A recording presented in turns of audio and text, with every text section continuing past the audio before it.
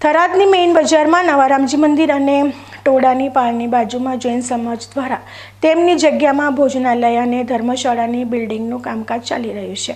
ત્યારે બિલ્ડિંગના પાર્કિંગ માટે નીચે તળિયે 20 ફૂટ જેટલું ઊંડું ખોદકામ કરી નાખ્યું છે, જેને લઈને બાજુમાં આવેલ સરકારી રોડો પણ ખોદી નાખ્યા છે। જૈન ધર્મશાળાની બાજુમાં નવું રામજી મંદિર આવેલું છે, તે રામજી મંદિરનું ભોજનાલય અને કાર્યાલય પણ ચાલુ છે, જે ખોદકામ કરતી વખતે રામજી મંદિરના ભોજનાલયને મોટું નુકસાન પહોંચાડ્યું હતું। તેના કારણે રામજી મંદિરના ટ્રસ્ટીઓ પણ લાલગુમ થયા હતા।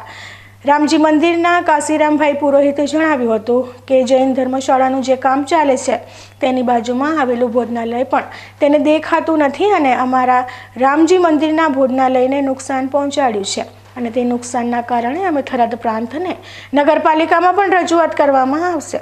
જૈન ટ્રસ્ટ તરફથી વસંતભાઈ જૈને જણાવ્યું હતું કે જૈન સમાજની ધર્મશાળા અને ભોજનાલયનું કામ ચાલી રહ્યું છે, ત્યાં કોન્ટ્રાક્ટર પાર્કિંગની જગ્યા માટે ખોદકામ કરી રહ્યો છે, ત્યારે બાજુમાં રામજી મંદિરનું રસોડા અને ઓફિસને થોડું નુકસાન પહોંચ્યું છે।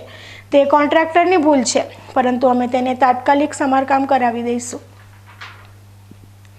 જૈન સમાજ દ્વારા ભોજનાલય અને ધર્મશાળાનું કામ ચાલી રહ્યું છે, તે ખોદકામ દરમિયાન કોન્ટ્રાક્ટરે બજારનો રસ્તાની જગ્યામાં પણ ખોદકામ 20 ફૂટ ઊંડું કરી નાખ્યું છે।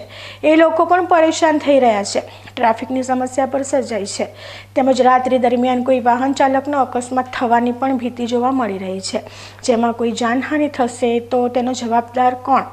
આ બાબતે થરાદ પાલિકાના ચીફ ઓફિસર વિપુલ પરમારે જણાવ્યું હતું કે અમને જૈન ભોજનાલયમાં જે પાર્કિંગ માટે ઊંડી ખાડ કરી છે અને આજુબાજુ સરકારી રોડનું ખોદકામ કર્યું છે, તેમજ બાજુમાં રામજી મંદિરના ભોજનાલયને નુકસાન પહોંચાડ્યું છે, તે રજૂઆતના આધારે સ્થળની મુલાકાત લેશું અને જૈન ભોજનાલયનું કામ કરનારની કોઈ નિયમ વિરોધ કાર્ય કર્યું હશે તો તેના ઉપર કાયદેસરની કાર્યવાહી કરીશું।